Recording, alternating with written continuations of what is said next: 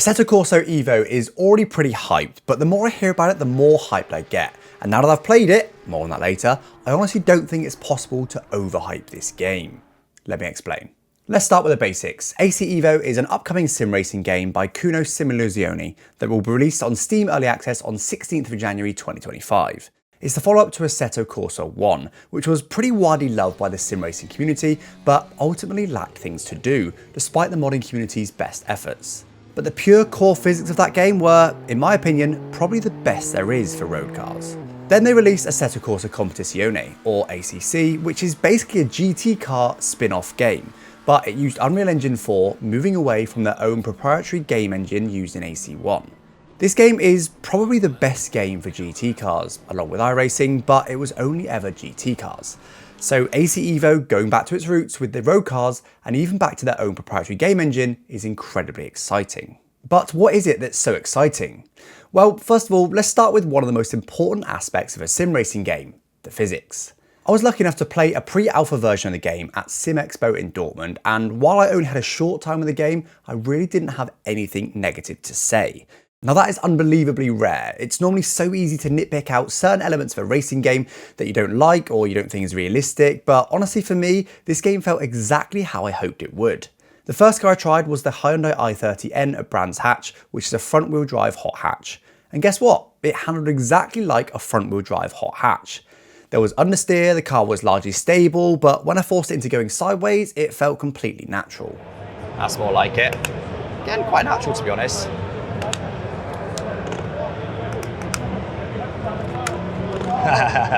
Couldn't bring that one back.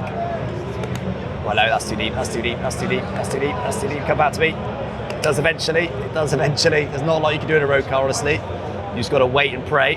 Then I tried the rear-wheel drive Alpine A110S at Bathurst in the pouring rain, and guess what?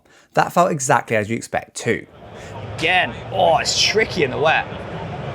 Tricky, I'm trying to figure out if there's a sort of wet line or a dry line. Right now it doesn't feel, oh, that was slippy, but it doesn't, oh, it's slippy there as well. It doesn't, whoa, I'm there. Okay, I think it might be getting wetter. I think we might be getting wetter. Let's slow it down a bit early this time. That's better, that's better. Oh, hello, still moving around on me. Still moving around on me. Okay, all right. This is a challenge now, hello. This is a challenge now. This is definitely getting wetter. We've still got 4 minutes left of getting wetter. Now traction control was enabled, so I wasn't able to truly test the limits, but both the car and the conditions felt nailed on, including the increasingly tricky wet weather conditions. If you want to see more of my experience with the game, you can see my full uncut session over on the gameplay channel. Onto the visuals then, which are absolutely stunning. The lighting in particular stood out and the frame rate was silky smooth. I don't recall seeing any stutters at all, which will be crucial as this game will support both VR and triple screens at early access launch.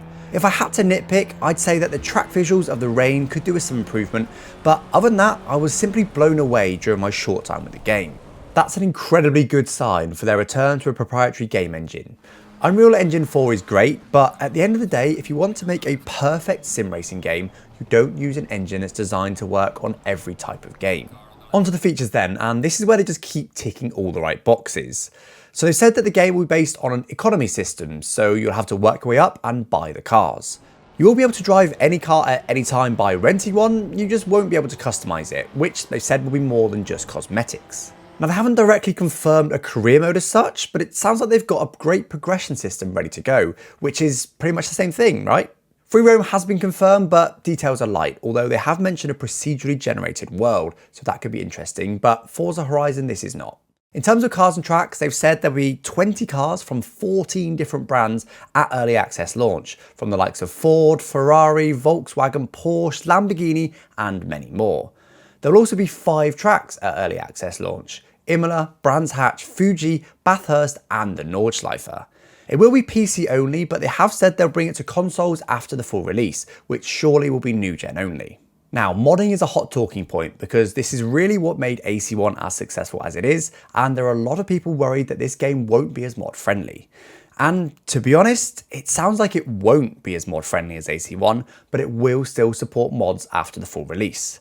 It basically sounds like modding and official licensing don't go too well together because at the end of the day, licensing is all about control. Does a license holder really want to work with a game that has a load of rip-offs, not only of their brand, but of their rivals too? For example, if you made a perfect mod of the Silverstone track that was in the game, Silverstone wouldn't be too happy that a free version of their track is available without their consent or without getting paid what they're owed. If that's being allowed in a game, do you really want to work with that game in the future? Probably not, which is why this is quite a tricky subject. But all credit to Kudos, they have said that modding will be allowed, but it sounds like all mods to this game will need to be approved before being allowed into the game. So that basically means that you can't make any rip-off versions of anything official. So no unofficial Sepang track, but if you made a circuit that's a similar vibe without copying anything from the real track, that's fine. The same applies to cars. You can make any Formula car you want, but if it looks a lot like a real F1 car, that mod won't get approved. So now you're up to date with just about everything there is to know about Assetto Corsa EVO. So why all the hype? Well, not only is just about all of what I've just said good news, but for me, AC Evo could become the ultimate sim racing title. Just about every other sim game has something holding it back. A lot of them are tied to one specific game or sport, like F1, MotoGP, WRC, Le Mans Ultimate, and even ACC. A lot of others are trying to appeal to too many people, like Gran Turismo or Forza. iRacing is all about pure circuit racing, primarily with race cars, and R-Factor just frankly hasn't moved with the times. Then there are a plethora of other games that just can't be considered remotely in the sim racing category, like Test Drive Unlimited, Forza Horizon, or Need for Speed. So right now, we don't really have an ultimate sim racing title. All those games I mentioned are worthy and do what they do well, and I like each one of them for something different, but they've all got their own drawbacks. Now, I'm not saying AC Evo won't have any drawbacks, but I really think it could become every single sim racer's go-to sim racing title when you just want to have a fantastic driving experience with no restrictions. I'm mega excited to play more of this game, so do drop a sub if you haven't already because I will be covering this game closely. I don't think I've ever been more excited for a racing game. Thanks for watching, guys. Bye-bye.